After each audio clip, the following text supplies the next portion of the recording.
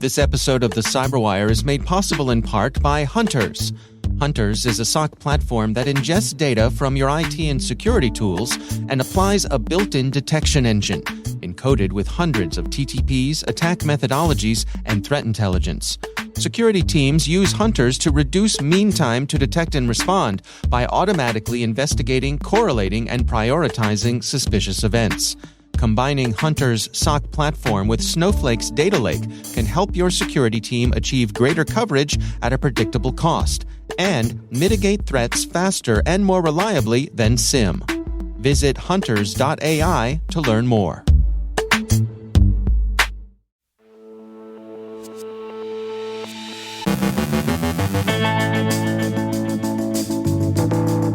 Killnet hits Norwegian websites.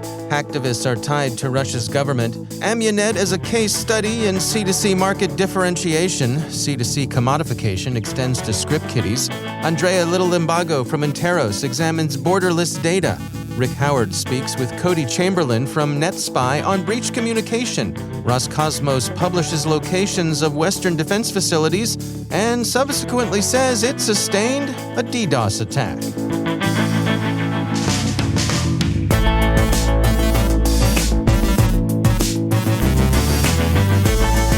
From the CyberWire studios at Data Tribe, I'm Dave Bittner with your CyberWire summary for Thursday, June 30th, 2022.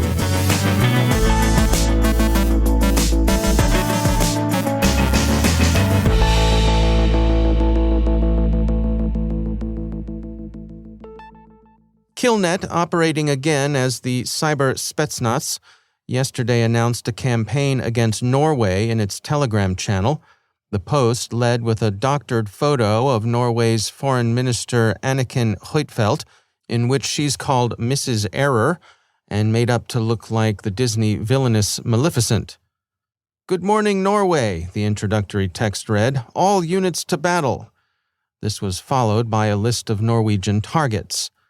The Russian complaint against Norway, as the Barents Observer reports, is that Norway isn't permitting Russian goods to transit Norwegian territory en route to the island of Svalbard via the Russian port of Murmansk.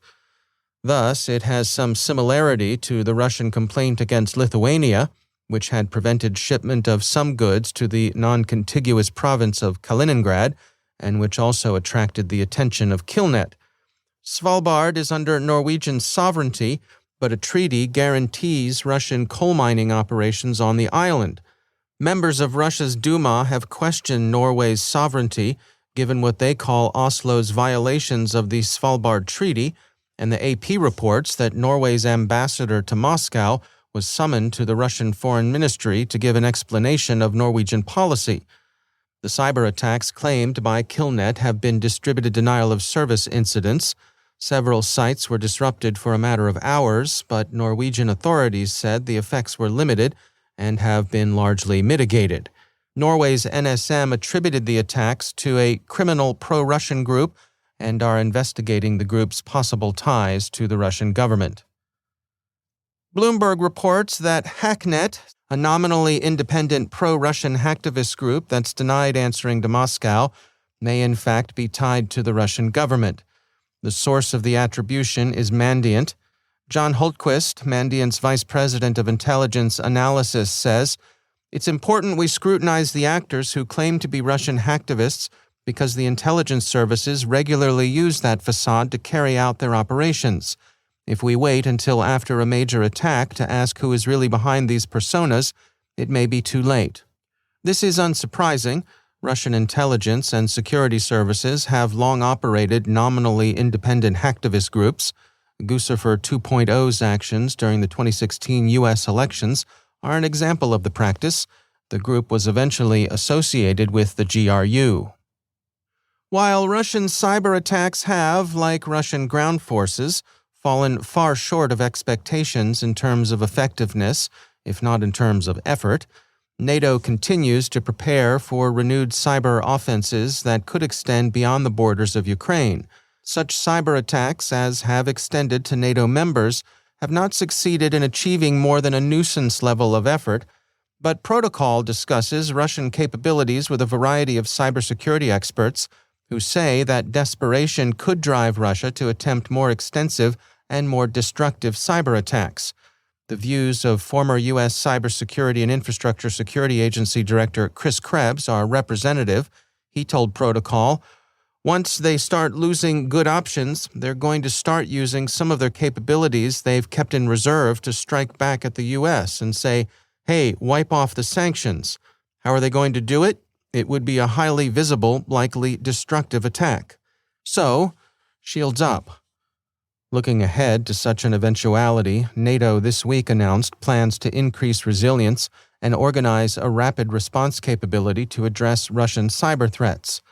Why major destructive Russian cyber attacks have yet to materialize remains open to debate. The Jerusalem Post reviews two of the leading explanations floated by experts at Cyber Week 2022 in Tel Aviv: overconfidence and poor preparation. If you expected quick victory, you might want to leave infrastructure you as an occupier might like to use intact. Or if you're serious about cyber war, well, that takes a serious investment, and that investment may have fallen short. Digital Shadows this morning updated its account of Amunet, an English-language cybercriminal forum launched in January 2022. Researchers have discovered a roadmap for 2022 on Amunet, explaining how the site plans to branch out as the year progresses.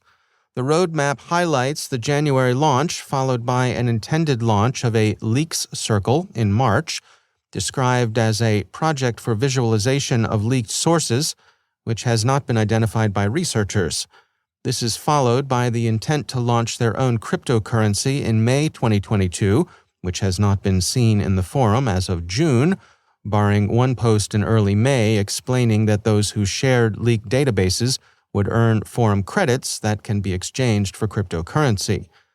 In July 2022, the forum is anticipated to see the addition of a leaks detector that checks for emails and corporate domains in leaked databases.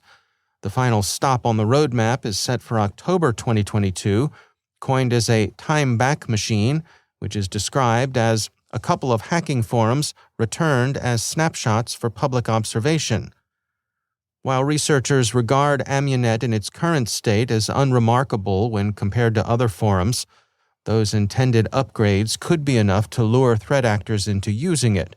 The observations also provide an interesting perspective on how criminal groups try to differentiate themselves in the C2C market.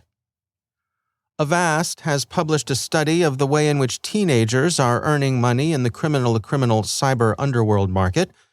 The researchers found a malware-as-a-service family whose operators spend a lot of time on Discord and seem to have an unusual set of interests.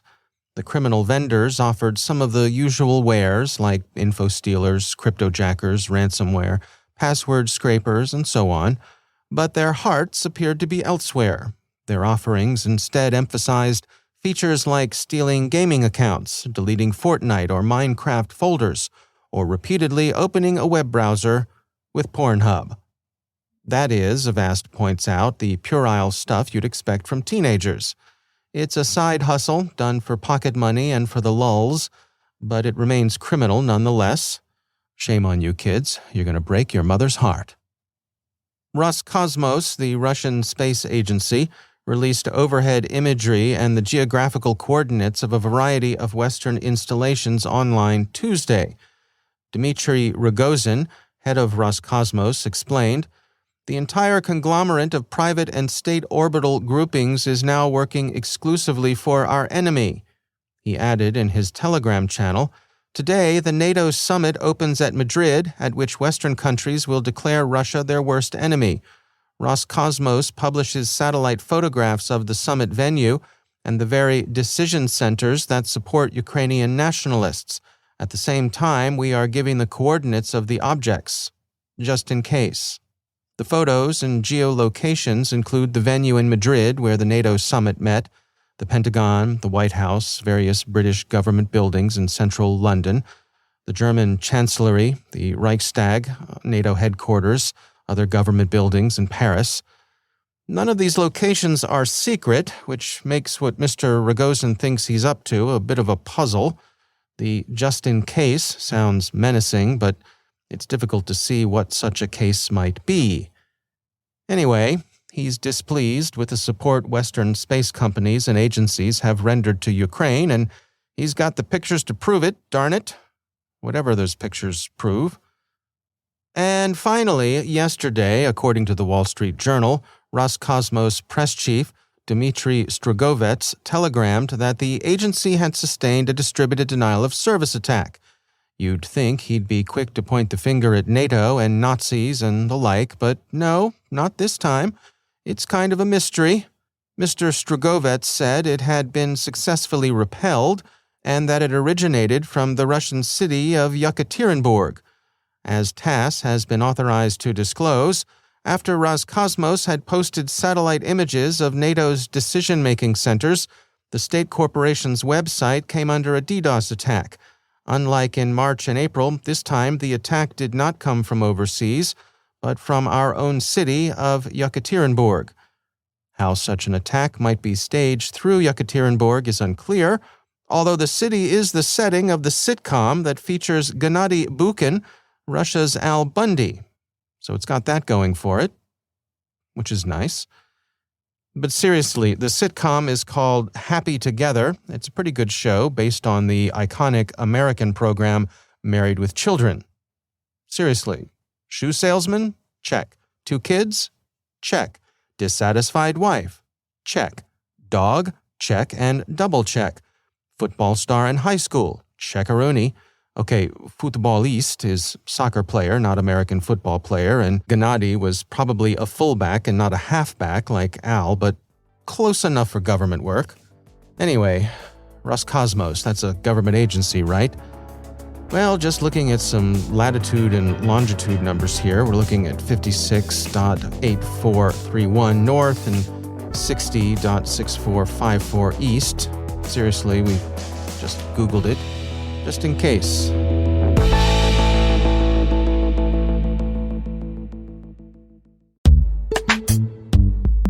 And now, a word from our sponsor, Devo. At Devo, they understand the cyber threat landscape is rapidly expanding, and it's becoming increasingly difficult for organizations to protect themselves from sophisticated cyber attacks. That's why they pride themselves on being true allies, not just another vendor, and why their cloud-native logging and security analytics platform is built to not only transform security operations for today, but beyond.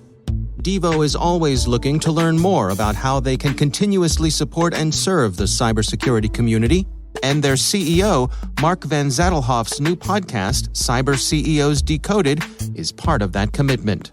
Mark hosts candid CEO-to-CEO conversations with leaders from cybersecurity companies big and small about delivering value to customers, creating enduring cultures, and managing successes and failures in an ever-evolving technology landscape. Tune in monthly for fresh perspectives on what's top of mind for those working to protect us from some of the greatest cyber threats we face today. Devo, more data, more clarity, more confidence. And we thank Devo for sponsoring our show.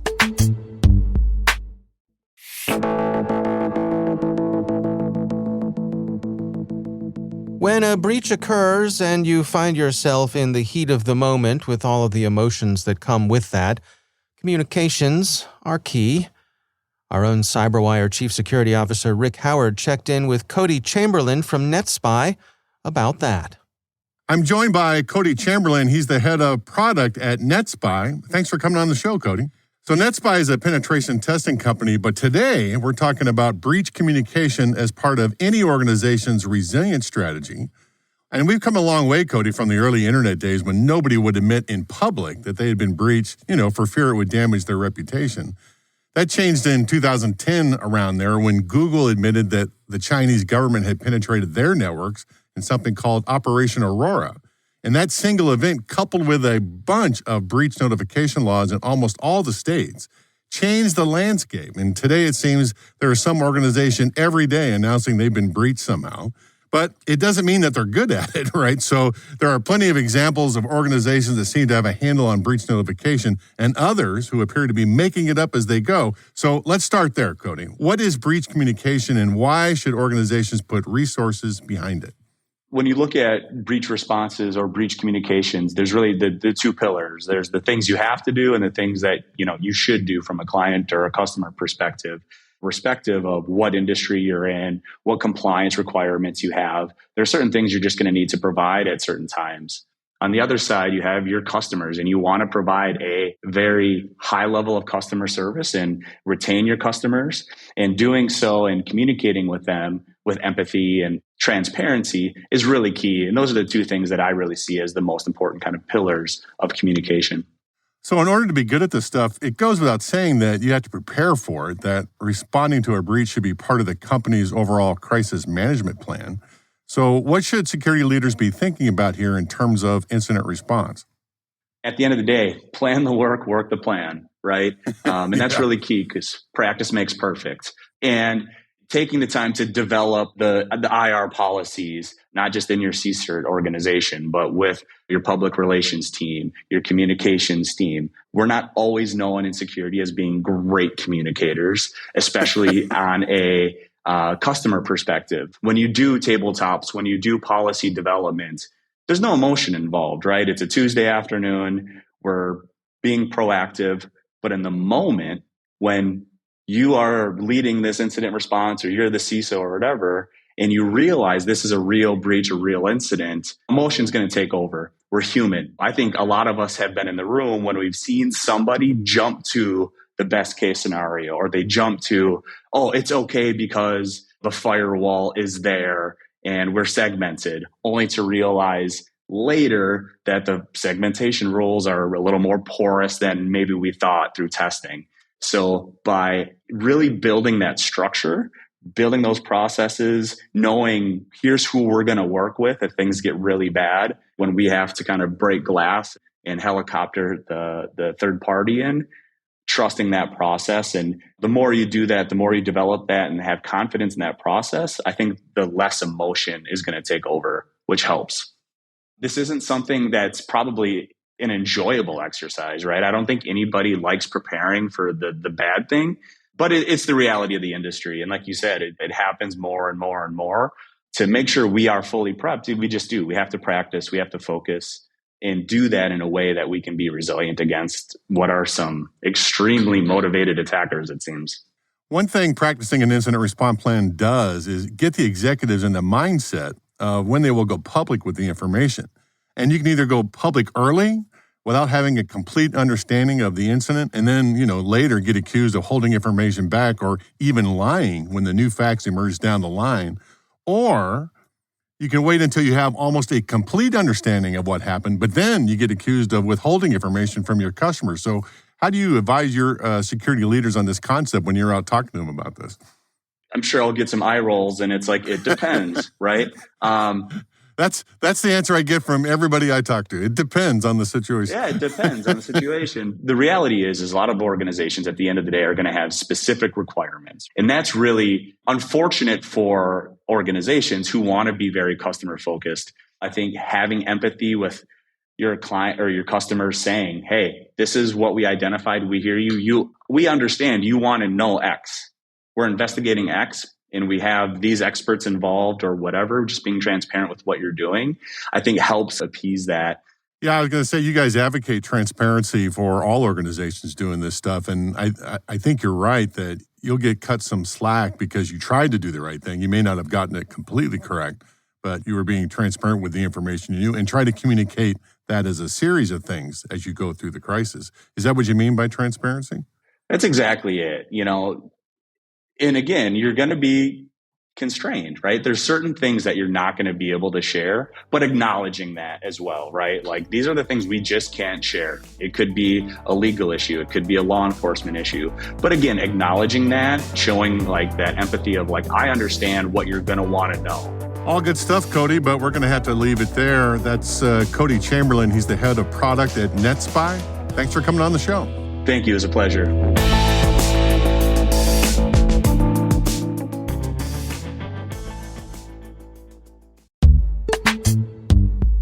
And now, a word from our sponsor, Microsoft Federal. The Biden administration is taking steps to modernize security approaches across the federal government with a cybersecurity executive order. Microsoft Federal is your partner in meeting those mandates. They help federal agencies better understand the executive order milestones, build a strategic response that aligns to security modernization priorities and executive order requirements, and determine how technology partners can help accelerate the journey. Their unique approach is based on the decades of trust they've earned from partnering with federal agencies. Microsoft Federal empowers agencies with free tools, like a cloud adoption framework and zero-trust reference architecture. Together, we can move forward into a new era of cybersecurity and empower a secure, resilient federal workforce. Learn more at aka.ms/cyberEO. That's aka.ms/cyberEO. And we thank Microsoft Federal for sponsoring our show.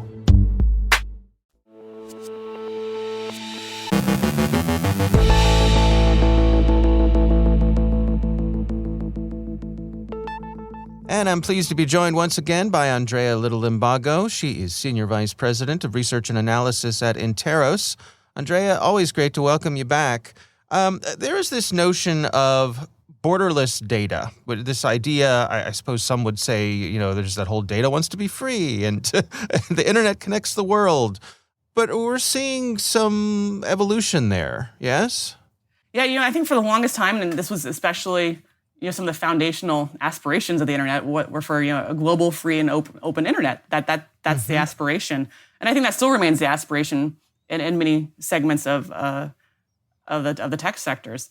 But the reality is that governments actually do have a say, and that borders actually matter a lot. And it's almost this interesting juxtaposition right now where borders have never mattered so little and yet so much at the same time. And what I mean by that is, so we see Russia's invasion of Ukraine. There's a lot of territorial disputes coming in, and so territory really is coming back into something that's extraordinarily important and a driving factor among geopolitics. You think about China, Taiwan as well. We can there are many examples along these lines where borders increasingly matter. But then at the same time, with the internet, borders didn't matter at all. You could attack a country from overseas. You don't need to actually be present there. And so there's that interesting juxtaposition going on where borders don't matter and they matter a ton. And then you overlay that now with a lot of these data localization and data sovereignty laws that are really been emerging over the last decade across the globe. And those are really reshaping just what the experience is with data and changes from one where I'm sitting to where someone in the EU is sitting to where someone in Nigeria is sitting to Brazil. We all have different. If we all went on to a different social media or to the same social media site, we'd have a different experience on it. And what comes along with that is both aspects of censorship and also aspects of requirements for data to be stored and actually to be stored locally as opposed to being able to flow freely across borders. And that's where some of the big changes are really coming. In that, there are gradients of it. In some countries, there's cross-border data flow controls, almost writ large, and for others, it's for a small sliver, such as for healthcare information or something that more, the most personal of information and data. So there's great variation popping up in that, but it's really impacting just how data can flow, and it's really impacting organizations' data strategies for multinational corporations. Is there a bit of cat and mouse here? I mean, I think about the increasing ease with which people can access, satellite internet around the world, and could that be an end around to some of the nations that are trying to restrict access for their citizens?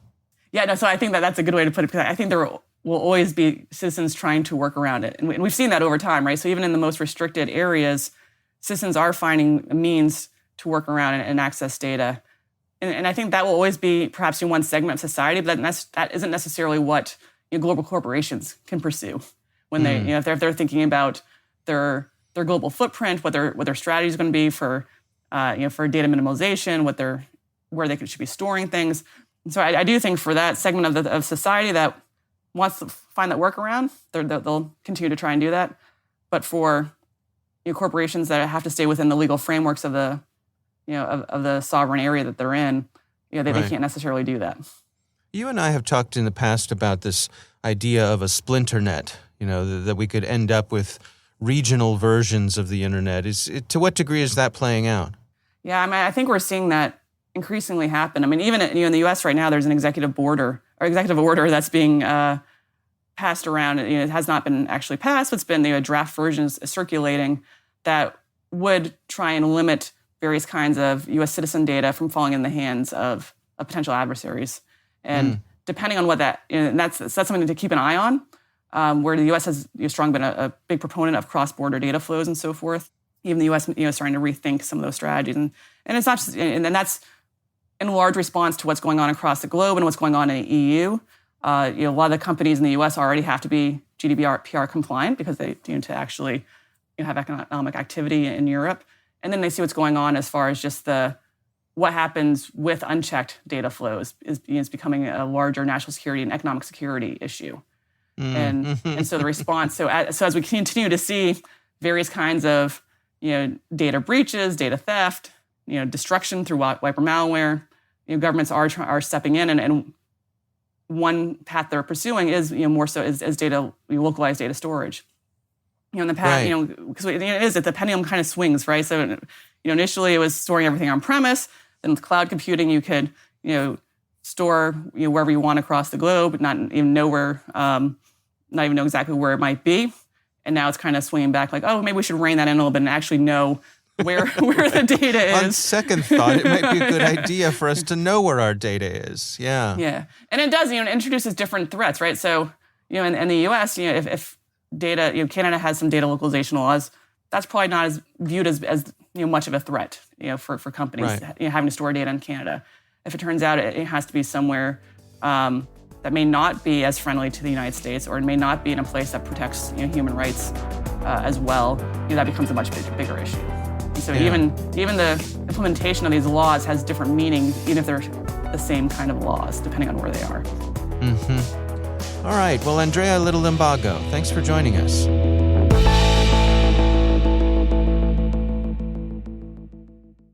Thanks to all of our sponsors for making the CyberWire possible, especially our supporting sponsor, Synack. Find the vulnerabilities that matter most. Go to synack.com/government today to find your better way to pen test in the Synack FedRAMP moderate environment.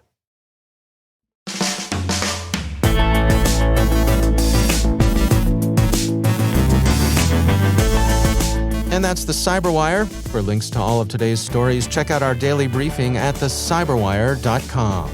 The CyberWire podcast is proudly produced in Maryland out of the startup studios of Data Tribe, where they're co-building the next generation of cybersecurity teams and technologies. Our amazing CyberWire team is Liz Irvin, Elliot Peltzman, Trey Hester, Brandon Karp, Eliana White, Puru Prakash, Justin Sabi, Rachel Gelfand, Tim Nodar, Joe Kerrigan, Carol Terrio, Ben Yellen, Nick Valecki, Gina Johnson, Bennett Moe, Chris Russell, John Petrick, Jennifer Iben, Rick Howard, Peter Kilpie, and I'm Dave Bittner. Thanks for listening. We'll see you back here tomorrow.